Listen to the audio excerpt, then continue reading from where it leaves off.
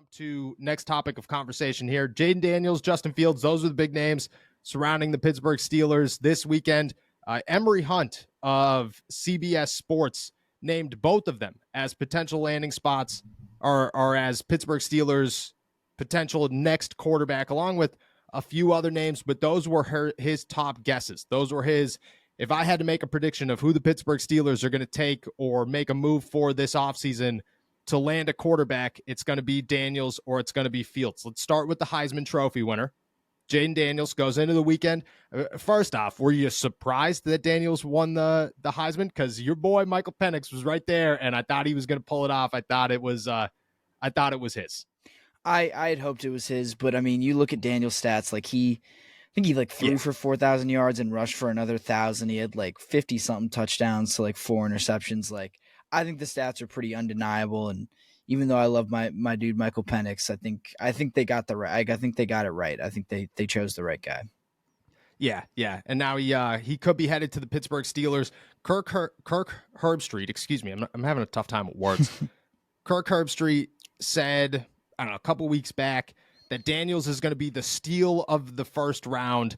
Now people are saying maybe that steal goes to the Pittsburgh Steelers. You're the college football guy. You've watched college football all season. You're into college football probably pretty much are pretty hefty more than I am. You look at Jaden Daniels. This is a dude who's NFL ready, who could play in the NFL. If you're the Pittsburgh Steelers, you taking a shot on this guy and feeling confident in that selection in the first round?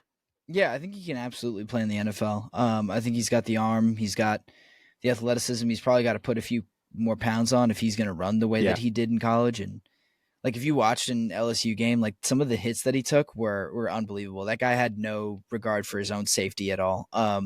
That's good. But if he's going to be that small, he's going to have to either play a little bit differently or, put on some weight if he's going to run like that. But he's got all the physical tools.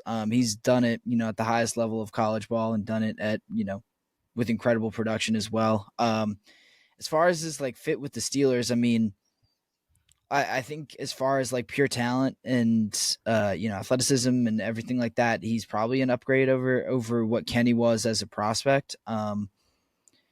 It seems like a little bit of a dicey proposition picking him in the first round. I haven't seen many people call him a first rounder yet. I think everything leading up to at least the Heisman ceremony was certainly not first round, maybe second at the highest. So I think that just using that kind of draft capital on a guy like Daniels seems a little iffy to me for the Steelers, just because I feel like they also have a ton of issues that are kind of more glaring. They need linebackers, they probably need another corner, they need some offensive linemen. There are, I feel like, bigger needs for this team right now than a quarterback. But I don't know. It seems like the type of thing where you could pick them. It's boom or bust, it's big time. Yeah. This is either going to be the greatest move that this franchise has ever made, or it's going to really go down in flames, and you're going to end up having wasted a first round pick on a guy who doesn't end up playing for you, or just get shoved down the depth chart, doesn't work out. I mean, that's my biggest concern, is just that there's a wide range of outcomes, and I feel like it's going to fall on an extreme end of the spectrum. So it's really just doesn't feel like a sure thing, which worries me. Where would you put Kenny Pickett in this year's draft? What round? You going deep? Yeah, I mean, look, Kenny was definitely good enough to be a first rounder. I felt like the year he was drafted, but it was a pretty weak quarterback class comparatively. And this year it's really, really deep with quarterbacks. I feel like just up and down. So he's definitely getting pushed out of the first round. I feel like this year. Yeah. And it's a little hard to see, because Michael Penix is a second rounder at best this year, I think, is what I've generally kind of seen. So I don't know. You just put that as the benchmark, and it's hard to imagine Kenny going before the third round in a year like this. Would you put him before Daniels? No, I don't think so. So you're it's that's okay, because I think I agree. Kenny was in a good draft, a third, fourth round pick, which is, I mean, you got potential there, but you're not a first round pick in a good NFL quarterback draft. And I think that's good. But I also, you said it yourself. The Steelers have so many other needs where I think that this year's draft in a situation like that with Daniels or even Penix or whoever, it's a good place to be where you don't have to put all this pressure to draft somebody in the first round. You could take, an offensive tackle or a center or another corner or whatever and kind of bulk a different part of your team, improve them, and then surround your quarterback with more talent while also getting a quarterback maybe deeper in the draft that doesn't necessarily have to have the pressure to come in here and start, because you do have Kenny Pickett, who's a first round pick, but might have more talent and more upside and a higher ceiling than what Kenny Pickett has right now. I mean, are you putting Daniels, like, what round? Where are you putting, if you were looking at Daniels, if you were an evaluator, like if you had the draft board in front of you, you didn't have to worry about where quarterbacks are going, what round are you feeling comfortable taking a guy like Daniels in?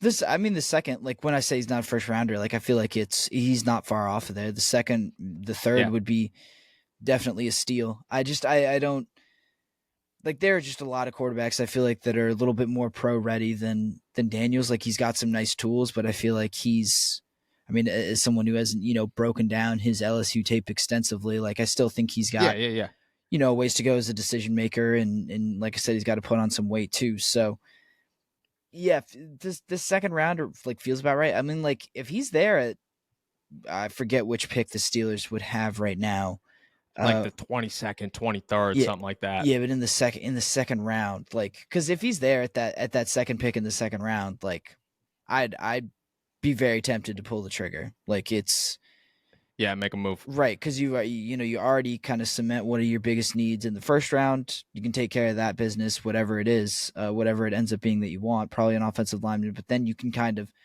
take a risk on a luxury pick like Daniels, or maybe even like trade some of these picks like a Massa, pull together another second round pick just to give you some insurance. But yeah, I mean, that's a range that I would feel absolutely comfortable taking a little bit of a shot on a guy like Daniels with. Turkey may be great on sandwiches, but there's a better way to break your bad habits.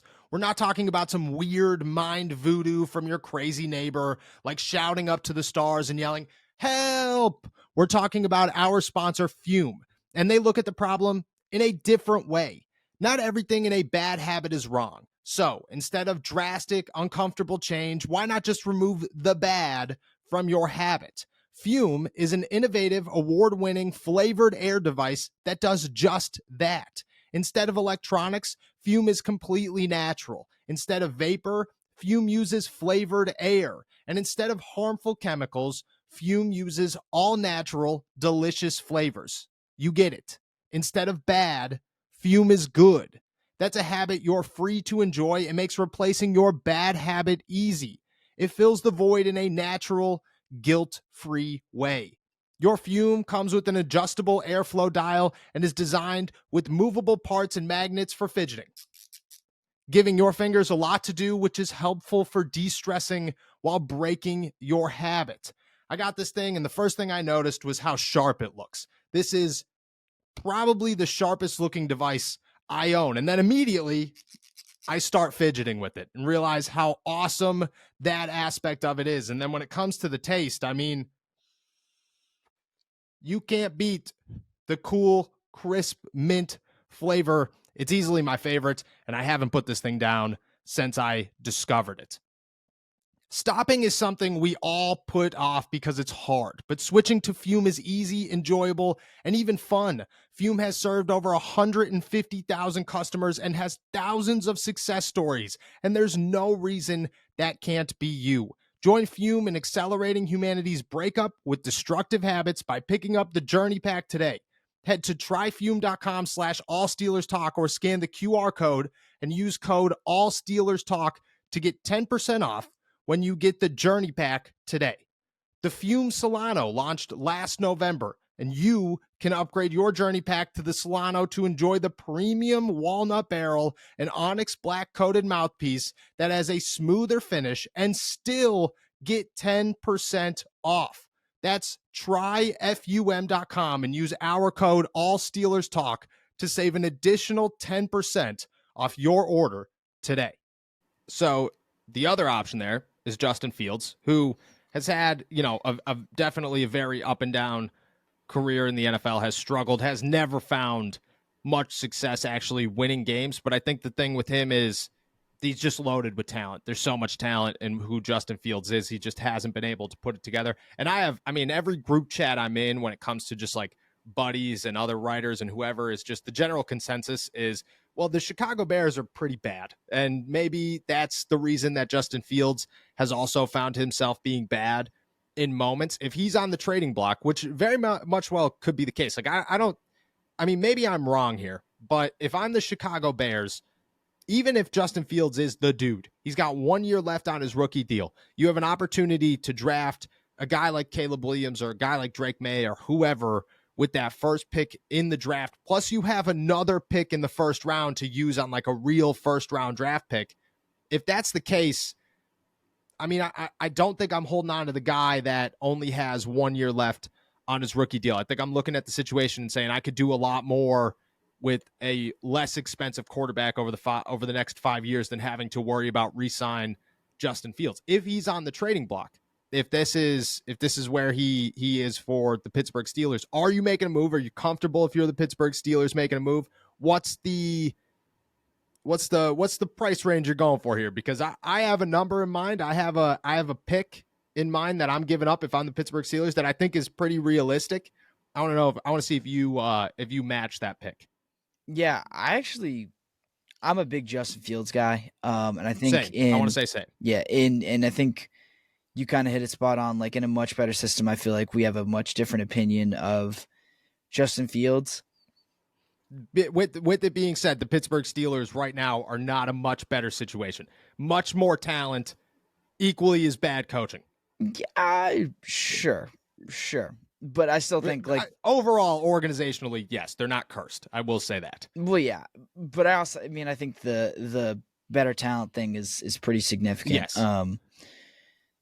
I really don't want to say that I'd give up a first round pick to get Justin Fields, but I feel like that's what it would take. It would take a first round pick and probably more. And I'm pretty willing to say that I would give up a first round pick and a little bit of filler for Justin Fields. I just think he has that much potential, and I feel like I don't know. He just shows you flashes that I'm like, if he can get put in an offense that has any idea what it's doing, any idea how to use the talent that it has, this is a guy that we could be talking about as a Pro Bowler, as an All-Pro guy. Like, I agree. I just see that type of talent there, and you give him a defense to work with as well, and you're in great shape too. I think the only hiccup is you're forced to make a quick decision on whether or not to extend him with 1 year left on his deal. So if you get him this offseason, it's a little tenuous. Like, he could have one good year, but you never really know. Like, just how could you pick up his 5th-year option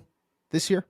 If you get him in the offseason, you could still, as long as you do it before the deadline, right? I forget what year he was drafted in. I don't. If he's got 1 year left in his, heading in, because Najee would be the same way. They have to pick up his option before, so you might have to, but that's still, that second year is expensive. That's not a right.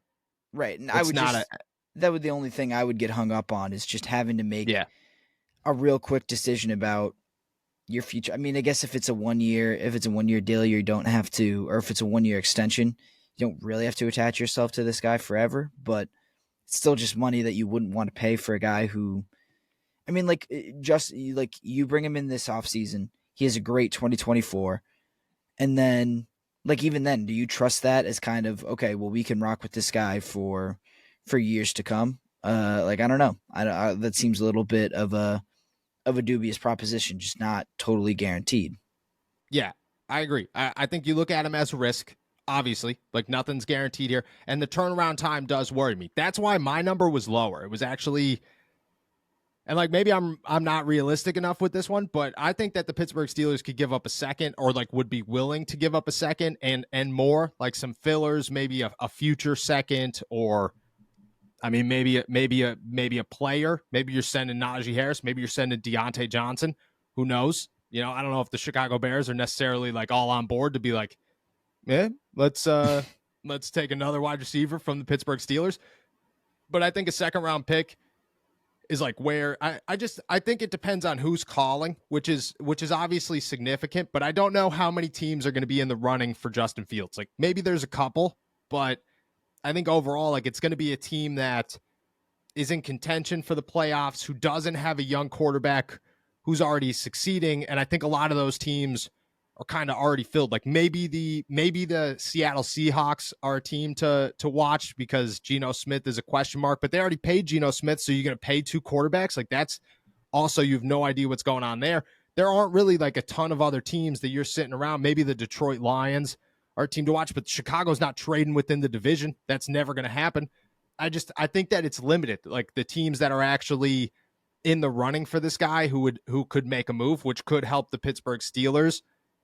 I mean, you think there's any shot a second round pick and maybe some more gets it done, or you think I'm way out in left field here? No, I mean, I think you make a good point. Like a second round pick in Deontay Johnson, like that'd be a pretty good like security blanket for whatever quarterback they end up drafting with that first pick. Yeah. Like I don't hate that at all. I think that could work. I just feel like the asking price is going to start at a first round pick, you know, like yeah. They drafted they drafted Fields. What?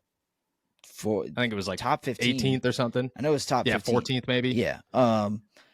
So I don't think they're going to want to kind of level down in that sense. I think you're going to have to, if it's a second round pick, you're going to have to give them kind of a, I hesitate to use this word, but like a first round talent, in terms of player, yes. like a guy you could kind of reasonably line up with a first round pick. So I feel like Deontay is a player that falls, like maybe Najee falls into that category as well. Like I think Pat Freiermuth might as well. Like that could maybe work.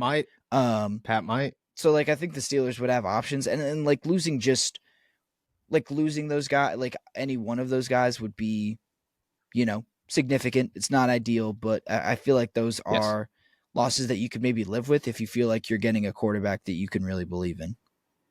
So where are you going with this? Say it's a second round pick in Deontay Johnson. Say that's as good as it gets. Omar Khan works a little bit of magic. That's what he's able to pull off. Second round pick in Deontay Johnson for Justin Fields or Jaden Daniels, maybe end of the second round without giving up anything. What direction you going? That's a good question. I'm kind of tempted to say Fields, quite honestly. Okay. Yeah. I'm going to go with Fields. I'm a Fields guy. I'm going to stick with him. Yeah. I like Fields. I think I'm going Fields as well. Daniels, I think, is less of a question mark, more NFL experience. My thing with Fields is there's no competition. Like you're not coming in here and competing with Kenny Pickett to see if you're the best, if you're the better quarterback. You're starting day one. Kenny Pickett's your backup. It's unfortunate for Kenny Pickett, but the Pittsburgh Steelers, like Justin Fields is a guy that you said Pro Bowler. I really truly think that people who dissect NFL film watch this guy and say if he was on a really good team, like they might be a contender. Like they might be able to bring him somewhere. And the Steelers have way more that they need outside of a quarterback to make things, actually happen. But you're not shooting for, in 2 years, Jaden Daniels is good enough to lead this team to a Super Bowl. You're shooting for in 2024, we got to win a damn Super Bowl because TJ Watt's running out of time. Cam Hayward's on the last leg of his career. Minkah Fitzpatrick's running out. Like, are we going to waste the prime? I think if you get him. And then that's the thing is in 2 years, especially if you get rid of Deontay Johnson, by the time Justin Fields' contract is up, you got options to just pay your quarterback and then have a bunch of other guys that aren't taking up all of your cap space. You go win a Super Bowl, Cam Hayward's walking out in glory. You don't got to worry about his massive contract anymore. And I know that that's a significant loss, but hopefully you did enough with Keanu Benton at that point to kind of replace him. I think it makes a lot of sense. I'm going Justin Fields as well. You going Justin Fields or Michael Penix? Ooh, yeah, Justin Fields. I am too. I think at that point you just got it. And I think Justin Fields is young. Like I have his age here. He's only 24. He'll be 25 by the start of next season. Kenny Pickett's 25 now. So right. Same age. You got a young quarterback that you could do a lot with George Pickens, with Pat Freiermuth, Calvin Austin's still Calvin Austin, but you could go into the draft. It's a deep wide receiver class too. You could go get some wide receivers in this year's draft, you could have a very young offense and be just fine. Like, I think that's a good move. We'll see what happens with the Pittsburgh Steelers, but very interesting names to watch as they head into the offseason.